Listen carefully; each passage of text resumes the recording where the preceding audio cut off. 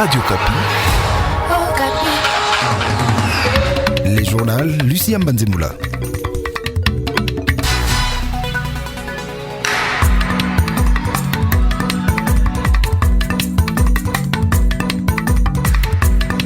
Bonsoir à tous. Au sommaire, accord du 31 décembre 2016, le chef de la MONUSCO demande le soutien total des Nations Unies. Maman Sambo Sidikou s'est exprimé ce mardi devant le Conseil de sécurité de l'ONU. Ce mardi 21 mars, le monde entier célèbre la Journée internationale des forêts. En RDC, il se pose un problème de gestion des forêts. C'est dans ce cadre que l'ONG Environnement Sain sans frontières a organisé une conférence débat à Kinshasa. Le dossier du jour, le sport, invité à suivre dans la deuxième partie du journal. Sachez que l'invité de ce soir, c'est Thierry Lusenge de WWF. Il nous parlera de la Journée internationale des forêts. Voilà pour les titres, les détails dans quelques instants. Le chef de la MONUSCO demande le soutien total des Nations Unies à l'accord du 31 décembre. D'après Maman Sambo Sidikou, je cite, la mise en œuvre intégrale de l'accord du 31 décembre qui ouvre de la façon la plus claire la voie à la tenue des élections requiert tout le soutien des Nations Unies. Fin des citations. S'exprimant ce mardi devant le Conseil de sécurité des Nations Unies, le représentant spécial du secrétaire général de l'ONU en RDC estime cependant que certains blocages doivent être levés. Maman Sidikou énumère ces obstacles dans cet extrait de son discours que nous proposent nos collègues de la radio des Nations Unies à New York. Suivez. La majorité au pouvoir et le rassemblement à l'opposition ont des points de vue divergents sur les modalités de désignation du Premier ministre et de répartition des portefeuilles clés des ministères des Affaires étrangères, de l'Intérieur, de la Défense et de la Justice du gouvernement de transition qui sera formé. Le rôle que pourrait jouer la Conférence épiscopale nationale du Congo, la CENCO, à l'issue de la finalisation de l'arrangement particulier est aussi source de discorde. La mort d'Étienne Tshisekedi a eu un impact significatif sur le processus politique en RDC, retardant davantage la finalisation de l'arrangement particulier, la désignation du Premier ministre et l'établissement du Comité national de suivi de l'accord et du processus électoral. Aussi longtemps que le dialogue politique demeure dans une impasse, les tensions risquent de monter. Il me plaît toutefois de noter que la situation semble évoluer dans le bon sens depuis quelques jours. La désignation du secrétaire général adjoint de l'Union pour la démocratie et le progrès social UDPS, Félix Tshisekedi, comme président du Rassemblement, et d'un représentant du groupe de G7, Pierre Lumbi à la tête du Conseil des sages du Rassemblement, constitue une avancée qui a permis la reprise le 16 mars, sous les auspices de la CENCO,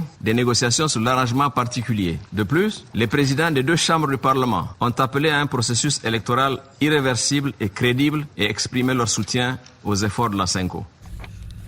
À Kisangani, le rassemblement des forces politiques acquises au changement de la province Chopo s'inscrit en faux contre la continuité des poursuites judiciaires de certains membres de l'opposition arrêtés le 16 septembre 2016. Cette plateforme de l'opposition politique a fait cette déclaration hier au cours d'un point de presse tenu au siège du MSR Opposition. Ces membres du G7 qui sont dans le collimateur de la justice ont été arrêtés pour avoir pris la résolution de déposer un mémorandum à la CENI afin de demander l'organisation des élections dans le délai constitutionnel. Quelques jours après, ils ont bénéficié d'une liberté provisoire.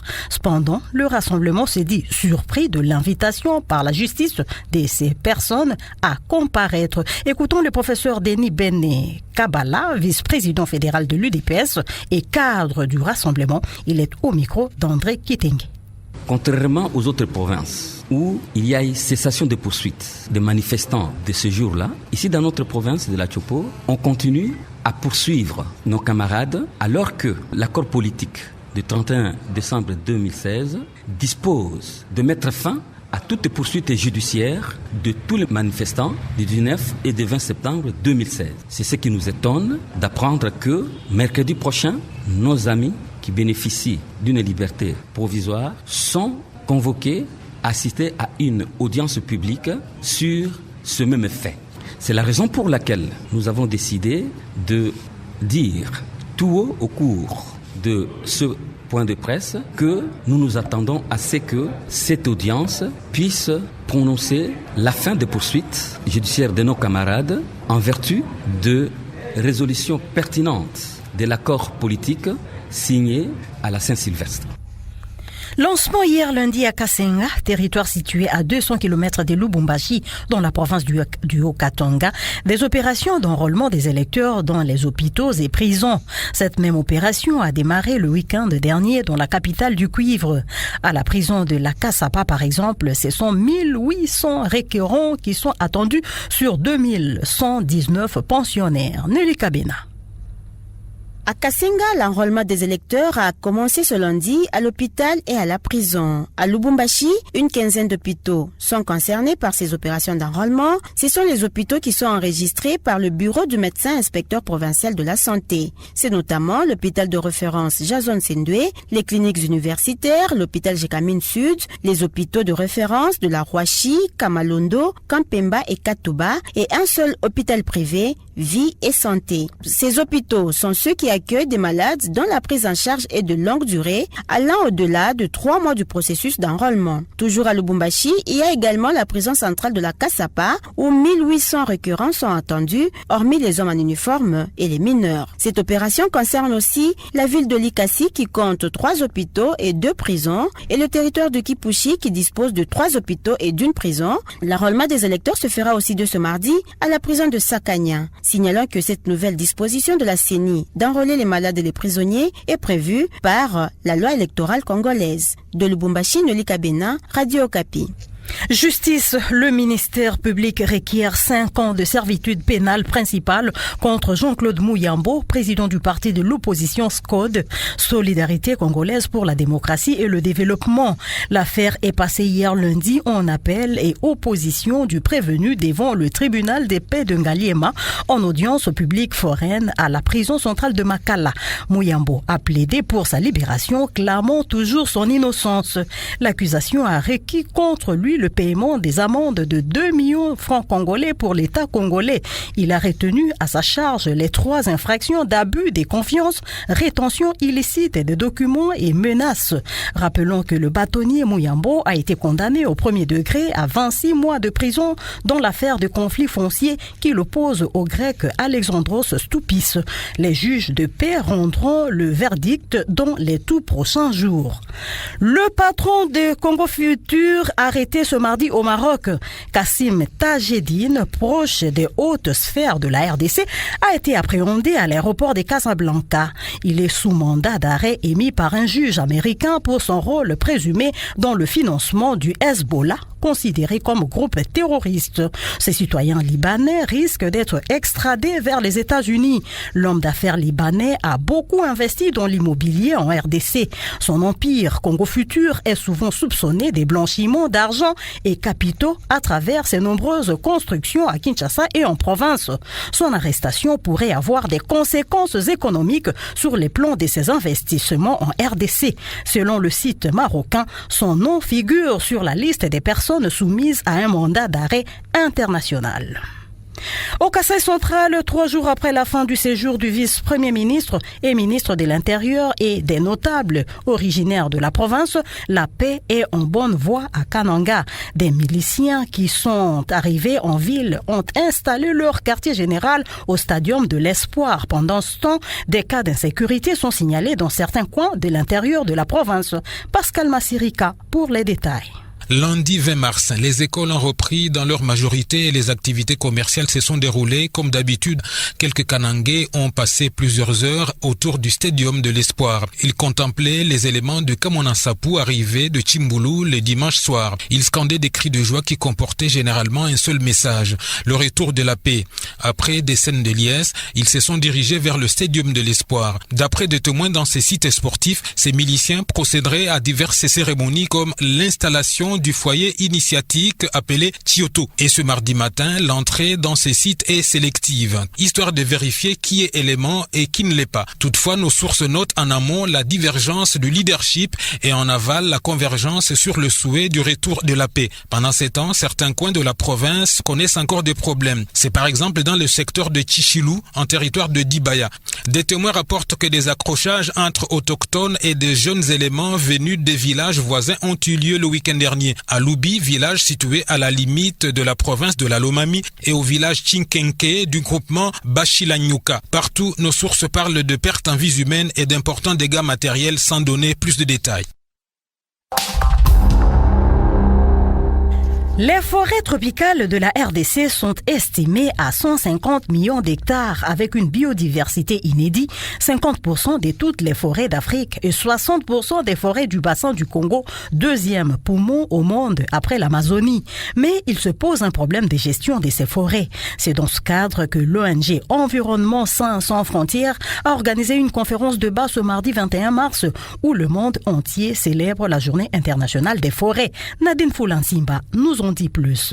Les forêts et eaux de la RDC seraient la première source d'entrée d'argent dans les caisses de l'État selon une étude faite par WWF. Mais seulement la gestion des forêts pose problème, d'où la tenue de cette conférence débat pour attirer l'attention des décideurs et de la population sur cette problématique. Alain Botoko, président exécutif de l'ONG Environnement Sains sans frontières, dresse ici un état des lieux. Le constat est amer. Nos forêts ne sont pas bien gérées. La preuve, c'est que ici à Kinshasa, tout ce qui s'appelle îlots de forêt qui existait il y a 30 ans n'existe plus. Tout a été coupé. Les boulevards du 30 juillet qui étaient inondés, qui étaient presque toute une petite forêt. Le météo qui avait énormément d'arbres. Et ça, c'est dans toute la province de la RDC. Des actions concrètes doivent donc être menées de toute urgence face aux dangers qui guettent le pays avec le déboisement sans reboisement. Chiswaka Chilumba, vice-président de Green Team Network, parle de l'expérience de leur ONG. Les universités aujourd'hui sont des pépinières de projets. Donc c'est-à-dire que nous voulons connecter les étudiants aux problématiques qui sont le nôtre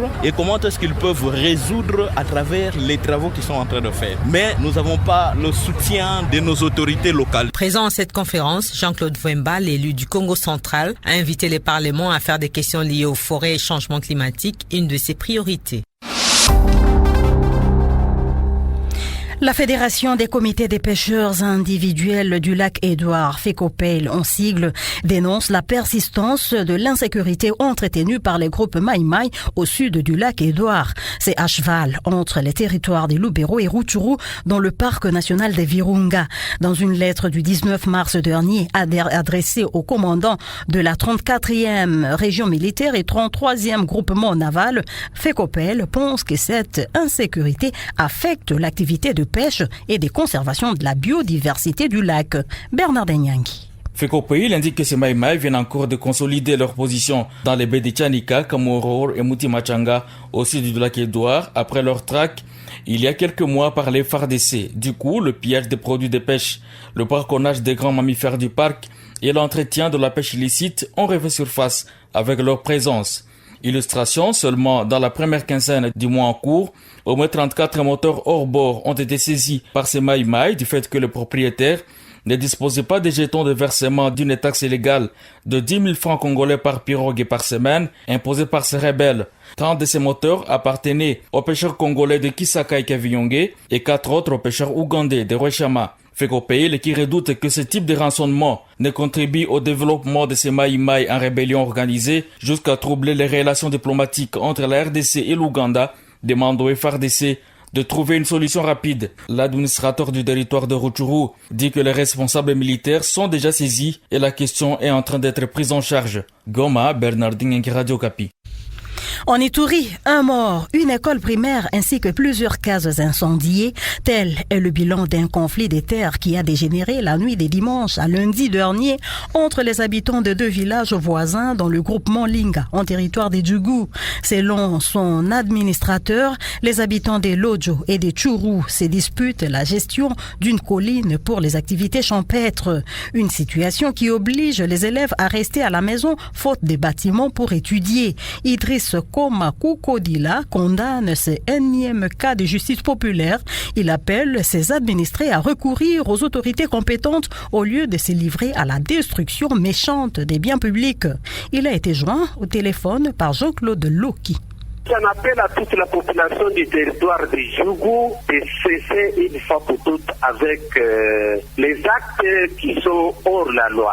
L'incendie des maisons, l'incendie des écoles primaires, des écoles secondaires, ainsi que la justice populaire. Nous sommes dans un pays de droit. Nous devons, lorsque nous avons un problème, recourir à des organes de la loi. Aller jusqu'à incendier les maisons, commencer à s'accrocher pour se blesser, ça ne sert à rien. Nous devons cesser avec cette habitude-là et nous référer donc à la loi. Pour le moment, les enfants ne doivent pas aller à l'école parce que les salles de classe ont été incinérées. Il y a l'insécurité, ces enfants-là ne pourront pas donc se déplacer. Donc nous en appelons à tout le monde, pour le moment, que chaque partie concernée par ce conflit puisse être chez elle. Nous faisons un appel aussi aux hommes de bonne foi pour que ces enfants-là puissent terminer l'année, parce que nous sommes vers la fin de l'année. Actualité, Afrique Monde. En Afrique, explosion d'un minibus dans le centre des Mogadiscio ce mardi après-midi. Bilan, au moins 5 personnes tuées, dont des membres des forces de sécurité et 10 blessés. Information livrée à la presse par le porte-parole de la capitale somalienne. Cette explosion intervient le jour même de l'annonce de la composition du gouvernement par le nouveau Premier ministre Hassan Ali Khaire.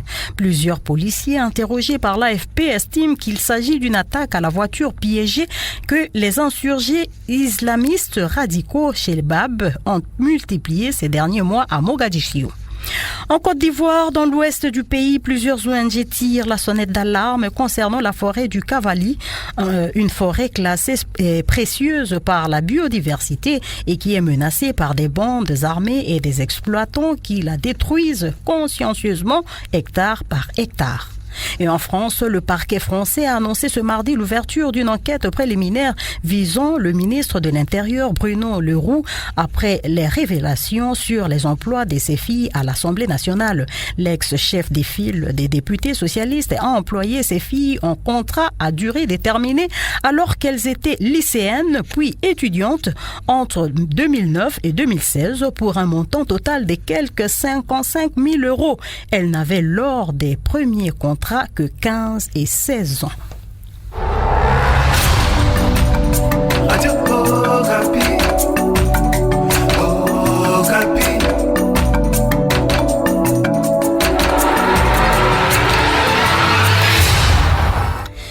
Merci de nous rester fidèles. Nous entamons maintenant la deuxième partie du journal avec le dossier.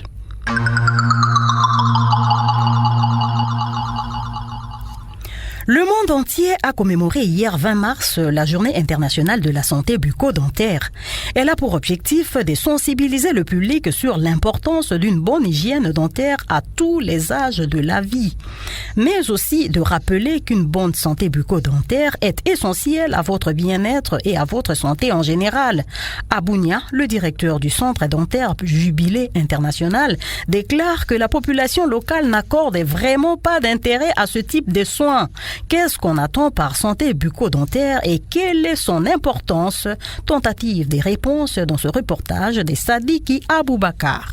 C'est depuis 3 ans que cette journée est célébrée dans le monde. De l'occasion, le centre dentaire Jubilé International de Bunia a lancé une campagne pour la santé dentaire. Tout en donnant l'importance de la santé bucco-dentaire, le directeur de ce centre, technicien en soins bucco-dentaires Timon Grodia, déplore le manque d'intérêt de la part de la population à ce type de soins. On avait jugé bon d'organiser des séances de sensibilisation pour que les gens puissent prendre conscience sur les principes de prévention et la maintenance des dents, prévenir les affections bucco-dentaires bien sûr, parce que les affections bucco-dentaires affectent jusqu'à 90% de la population mondiale. Alors, la santé bucco-dentaire, c'est un aspect très important. Mais malheureusement, compte tenu de certains facteurs, vous verrez très rarement les structures sanitaires dentaires, surtout dans les pays en voie de développement. Et s'il y en a, quelquefois, les gens ne sont pas capables d'aborder les coûts. Mais c'est un problème global, parce que même la formation, les documentations, l'équipement dentaire coûte extrêmement cher. C'est pas comme pour les centres de santé où toutes les choses sont disponibles. Un autre spécialiste à la matière, c'est le dentiste Toza Gilbert de l'hôpital Freedom qui pense que la population est tout simplement ignorante par rapport aux soins bucco-dentaires. Il encourage cependant les malades à consulter les dentistes avant que la situation ne s'aggrave. Cependant, quelques personnes que nous avons rencontrées ont des avis partagés. Certains disent tout simplement qu'ils n'ont jamais consulté un dentiste pour ne serait-ce qu'une consultation dentaire et d'autres disent qu'ils l'ont fait juste quand ils se sentaient malades.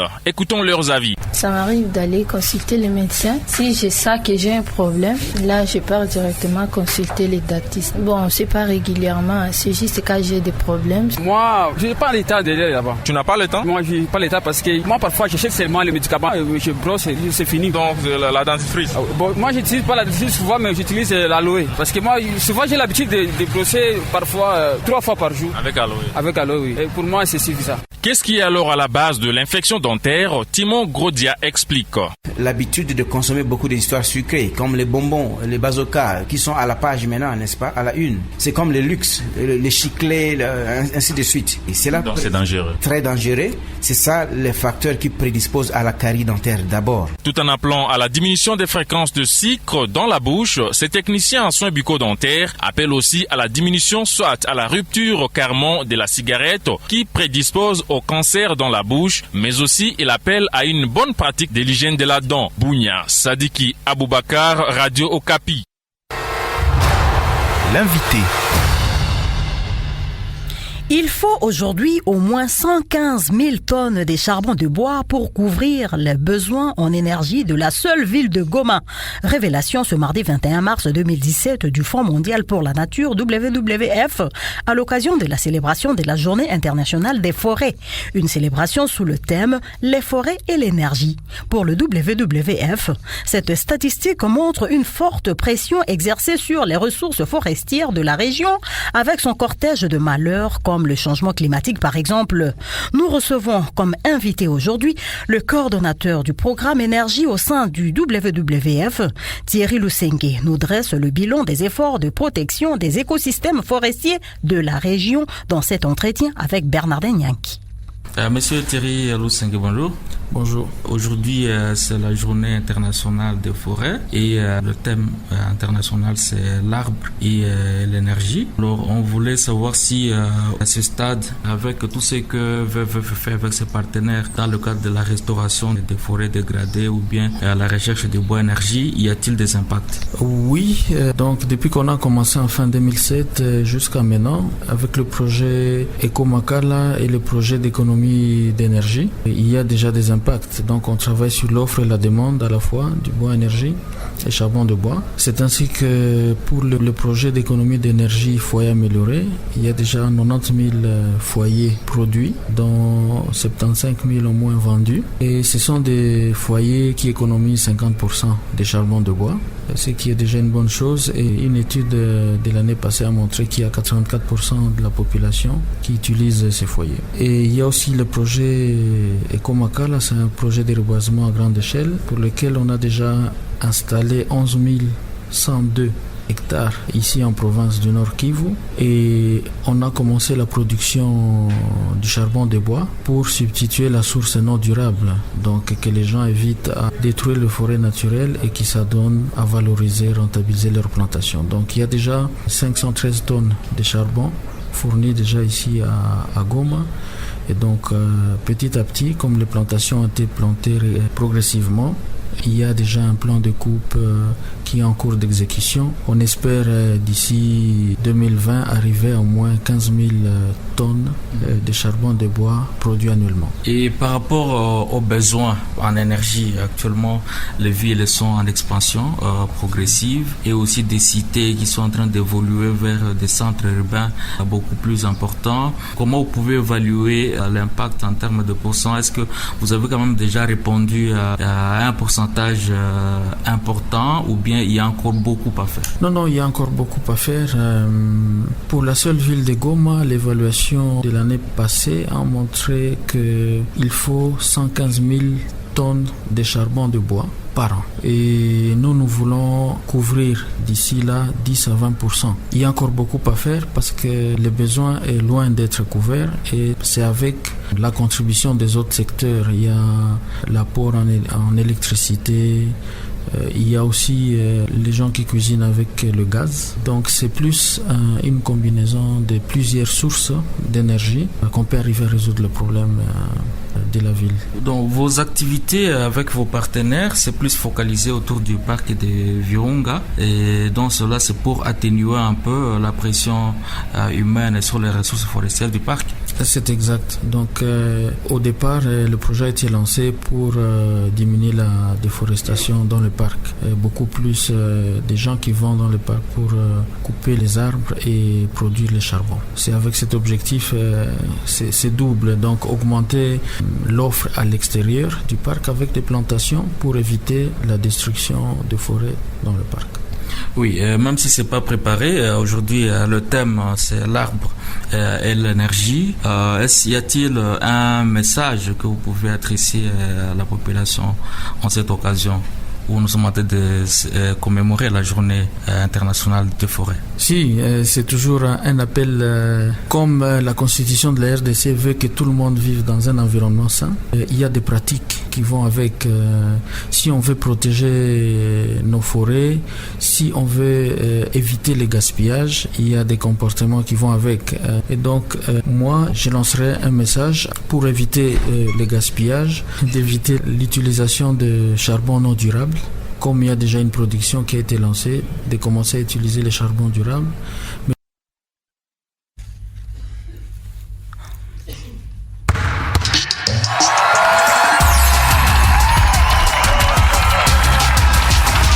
Okapi Sport. Et maintenant, place au sport avec vous, Nana Mbala. Bonsoir, Nana. Bonsoir Lucien Banzemboula, bonsoir mes sportifs. L'histoire entre Mazembe et Thierry Froger n'aura duré que 36 jours. Nommé entraîneur de Corbeau de Lubumbashi le 13 février dernier, le technicien français n'a pas survécu à l'élimination précoce en Ligue des Champions de l'entrée en lice de Mazembe en 16e de finale dimanche dernier. Éliminé dans cette compétition, Mazembe va faire face à la jeunesse sportive de Kabylie. C'est un club algérien en match de barrage de la Coupe de la Confédération dont il est le tenant du titre. En outre, sachez que Merveille Bopé et Christian Luindama, deux joueurs de Mazembe qui sont prêtés par le club, ont rejoint ce mardi le Standard de Liège, club belge de première division. Les tirages au sort de ces barrages effectués ce mardi au Caire réservent aussi quelques belles confrontations, notamment un duel marocain entre le FUS Rabat et le MAS de Fès. L'AC Léopard du Congo-Brazzaville croisera Mbabane Swaziland ou encore Young Africans de la Tanzanie contre Mouloudia, club d'Algérie, tombeur de Renaissance. La manche allée de ces barrages aura lieu du 7 au 9 avril, alors que le retour est prévu du 14 au 16 avril prochain. Le vainqueur de ces confrontations valideront leur billet pour la phase de groupe de la Coupe de la Confédération. Cette année, 4 groupes seront constitués. Un mot pour nos léopards qui se trouvent à Nairobi, où ils vont jouer ce samedi contre les Kenyans, un match amical. Sachez que 16 joueurs sont déjà sur place sur les 24 convoqués. Les autres sont attendus ce soir. Ces stages de près d'une semaine, ce sera l'occasion, selon Florent Ibengue, pour le staff et les joueurs de faire le bilan après l'élimination du pays en quart de finale à la CAN Gabon 2014. Et puis, en ce qui concerne le championnat de l'EPFKIN, entente provinciale de football de Kinshasa, sachez qu'on a joué aujourd'hui au Stade Tata Raphaël. Dijak a dominé, Standard par 2-1. Victoire de jeunesse sportive de la Tchangou sur Soligraphe 3-0. Système a battu l'équipe de Royal Sporting Club de Kinshasa par 2-0. Victoire également de l'Athletic Club Oujana sur New Jack 2-1. Et Rangers toujours leader avec 70 points en 29 sorties, suivi de JSK 69. Sachez que Rangers se représentera Kinshasa à la phase finale de la 53e Coupe du Congo de football qu'organisera la FECOFA à la date et lieu à déterminer. Et puis cette triste nouvelle dont nous parlons depuis le dimanche dernier, et le bilan s'est alourdi aujourd'hui. Comme vous le savez, le bilan de l'accident mortel Kakoni Nyuki de Butembo s'est alourdi cette nuit avec un autre joueur qui a rendu l'âme. C'est ce que nous dit Marc Marofimbo depuis Goma. Après le gardien de but et le tenant, c'est Merveille Singoma, une des victimes de l'accident mortel qu'a connu Lais Nyuki. Ce défenseur a tiré sa révérence cette nuit aux environs de 1h du matin à l'hôpital de l'ICG de Butembo. Merveille Singoma a évolué au sein de l'équipe Les Éléphants de Béni en 2e division et poursuivra sa carrière au cercle sportif Lumière de Béni. Vu sa performance, il sera vite récupéré par Lais Nyuki de Butembo où il a évolué en courte durée. Une forte délégation des représentants des équipes de Béni et Butembo a ramené son corps de Butembo à Béni cet avant-midi en attendant le dernier programme d'obsèques. Pendant ce temps, le gouvernement provincial rassure de prendre en charge les soins de blessés dans les hôpitaux où ils sont internés. Goma, Marc Marofimbo pour Okapi Sport.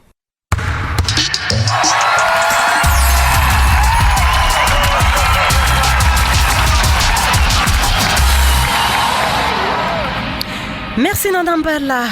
C'est mardi 21 mars 2017, chers auditeurs. Sachez que $1 américain s'échange à 1316 francs congolais à l'achat et 1343 francs congolais à la vente. C'est donc la fin de ce journal. Le rappel des titres. Accord du 31 décembre 2016, le chef de la MONUSCO demande le soutien total des Nations Unies. Maman Sidikou s'est exprimé ce mardi devant le Conseil de sécurité de l'ONU. Et ce mardi 21 mars, le monde entier célèbre la journée internationale des forêts. En RDC, il se pose un problème de gestion des forêts. C'est dans ce cadre que l'ONG Environnement Sain Sans Frontières a organisé une conférence débat à Kinshasa. Voilà ce qui met un terme à ce journal qui a été coordonné par Élisée Chikota Mwambouyi sous la supervision des Pelé Kipelamondo.